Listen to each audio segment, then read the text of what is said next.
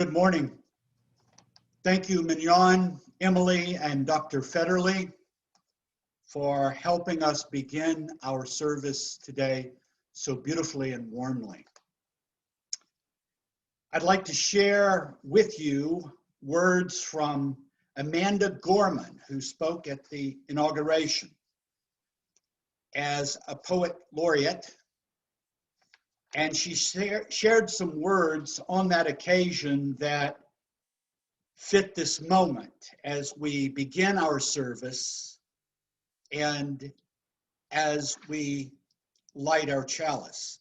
Those words are, somehow we weathered and witnessed a nation that isn't broken, but simply unfinished. There is always light if only we're brave enough to see it. If only we are brave enough to be it.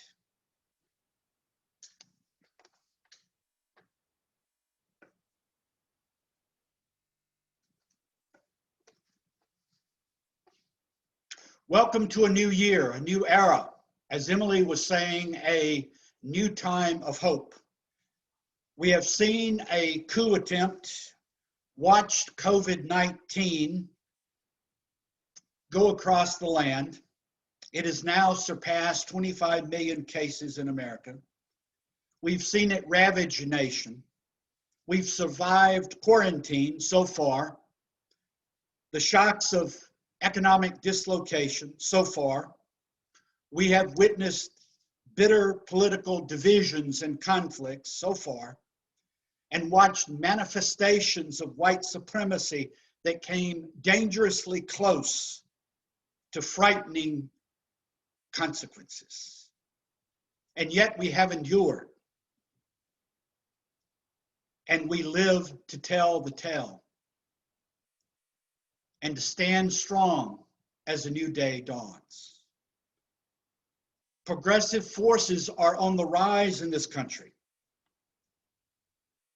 We have survived to see this new day dawning, and yet we know that much remains to be done. Today, in the middle of this transition in our national scene, I will end my series on the Serenity Prayer. I speak of personal peace and social peace and community peace in a time and in a season of social disorder. For the simple reason that if peace does not reside in us, then where will it take root? I look forward to sharing my thoughts with you about the Serenity Prayer in just a moment. And at this time, I would like for us to take a moment to read the prayer once again as it is placed on our viewing screen.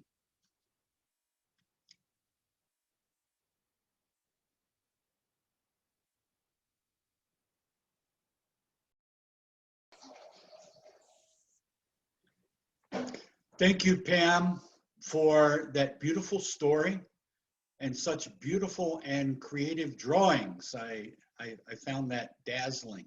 Thank you. On January the 8th, 2011, Gabby Giffords had just begun her third term as a congressperson.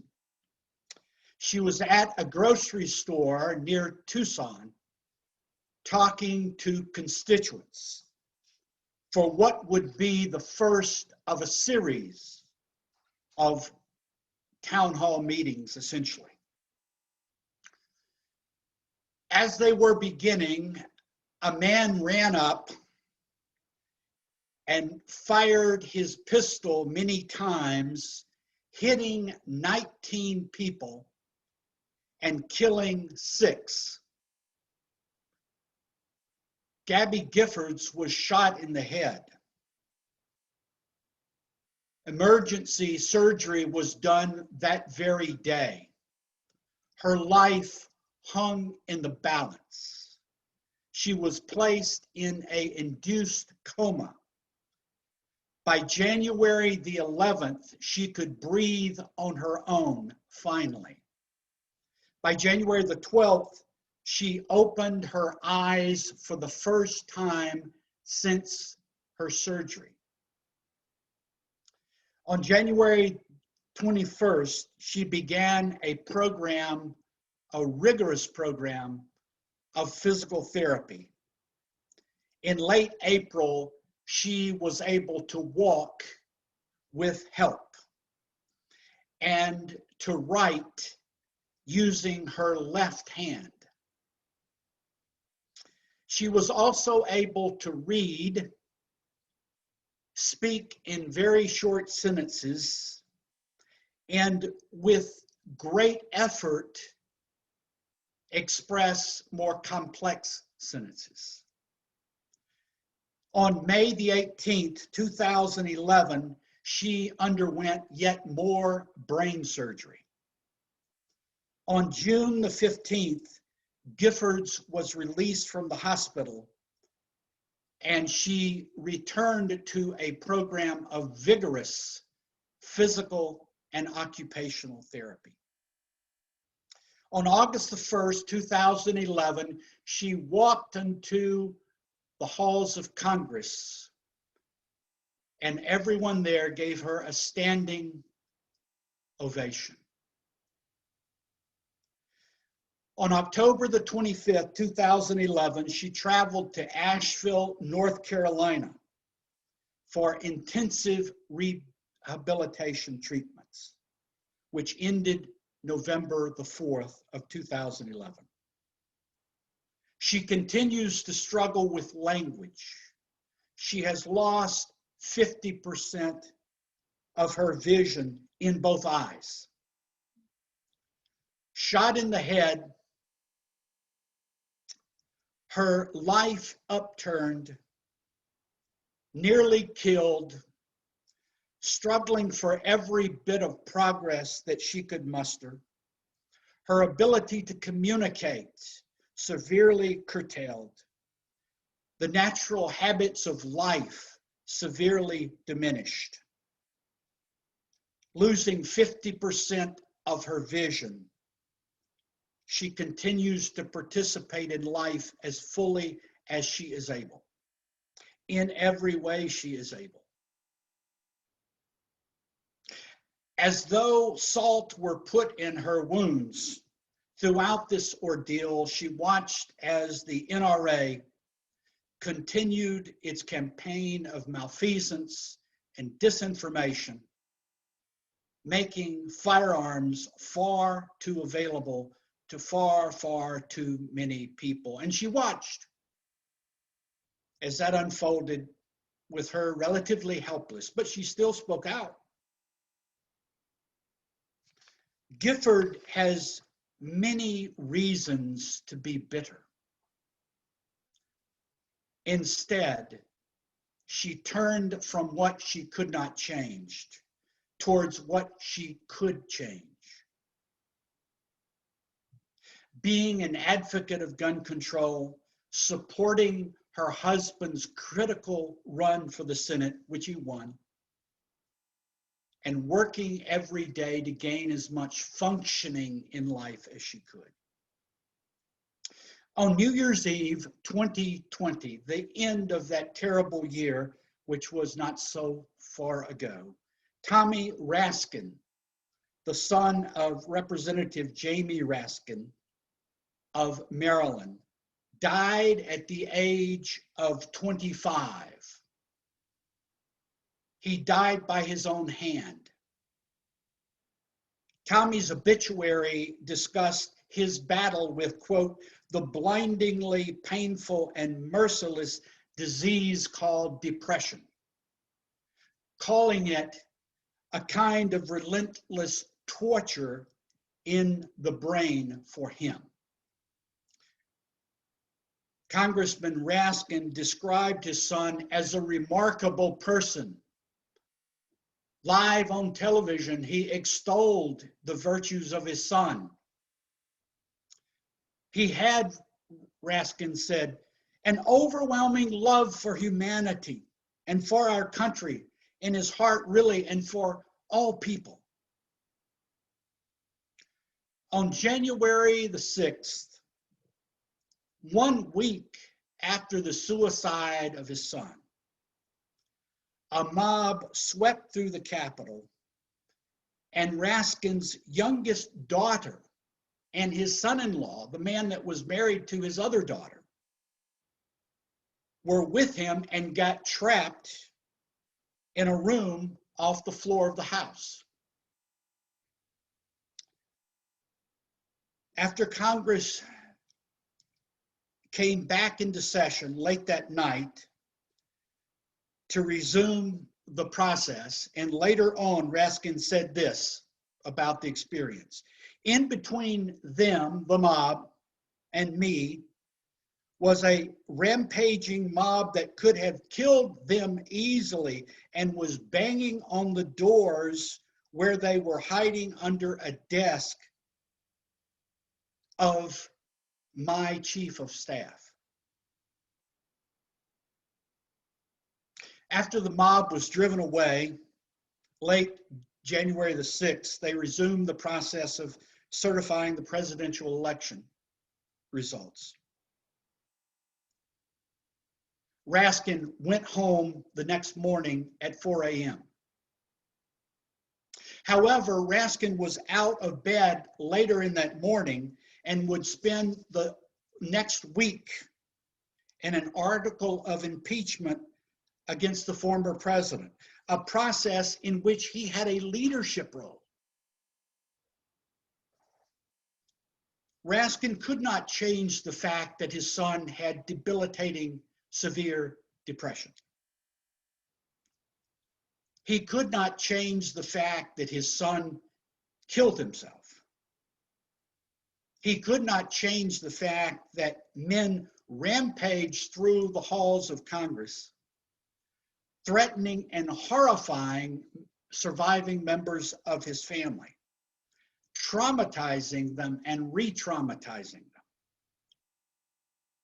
He could not change the fact by waving a magic wand that lunacy had invaded the hearts of and minds of millions of Americans, or that a psychopath was running the country. But there were things he could do. What he could do is stay engaged with life. What he could do was find ways to address and reverse the influence of the seditious madness that threatened this country. And that is what he did. Stacey Abrams is a Black woman in Georgia who all of her life has been struggling for power for the oppressed in a white man's world, standing up and seeking to give voice to the oppressed and the ignored, facing daily a battle with white supremacy in all its intricate manifestations. Dealing with people who didn't even think she was fully human, who had enslaved her ancestors, experiencing every hour an oppressive force which was invisible to white people. She yet persisted, working day and night in the buildup to the governor's election of 2018, only to have it stolen from her by voter suppression. She turned around from that defeat and registered 800,000 new voters. Last week, Stacey Abrams said, Black women tend to bear the brunt of every evil and bear the responsibility for every failure. And so our only response has to be that we're going to push harder, fight longer, and recognize that we will not go unrecognized. Not trying to change the things she could not change. but working away at the places where she could change things. She, in the presidential election and Senate runoff elections in Georgia, literally helped save democracy in America. Literally. She let go of what she could not change, accepted the reality of what was as it was, but went to work on the places and at the things that she could change. Gifford, Raskin, and Abrams are paragons of the wisdom of the Serenity Prayer. They are all people like you and I. They show us what is possible.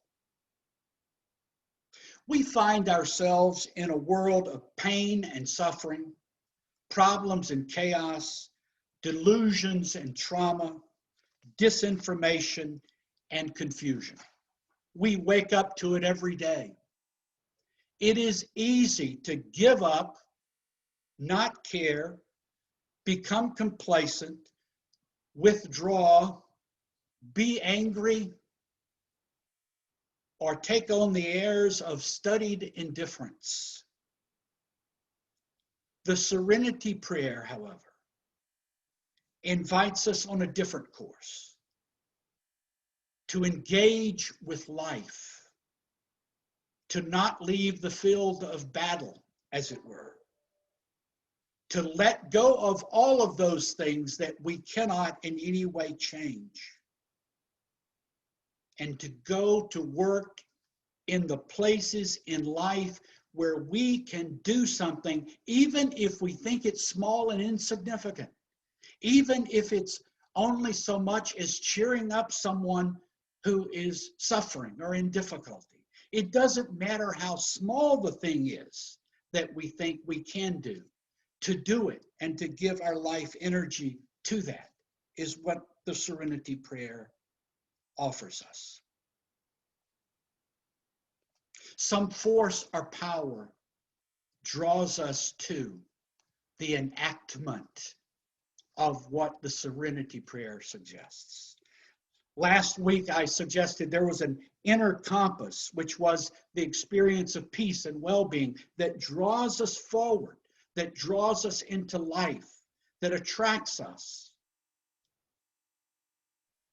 Today, I would like to add another force, and that is the force of meaning and purpose. When Raskin was asked, how do you deal with the trauma upon trauma that you have experienced and still go on? And he said this on live television. He said, I am not going to lose my son at the end of 2020 and lose my republic in 2021. He added that when he acted on the floor of Congress, when he went about doing what he was doing, he did it, he said, and I quote, with my son in my heart and helping lead the way. My son was here, he said. I felt him in my chest. Stacey Abrams is moved forward by a vision and a purpose that is larger than her own life, that is larger than the suffering she has known and seen. She wrote, the foundation of our moral leadership around the globe is free and fair elections where voters pick their leaders, not where politicians pick their voters. Peace, well-being, meaning, purpose, compose an inner compass, helping to guide us forward wherever we are in life, whatever our circumstances. The Serenity Prayer is so powerful to millions of people, I think, because it expresses a principle of life. The Serenity Prayer outlines something that is like a law of life, as gravity is a law of physics. It urges us towards maximizing letting go of that which is incapable of change or impossible for us to change.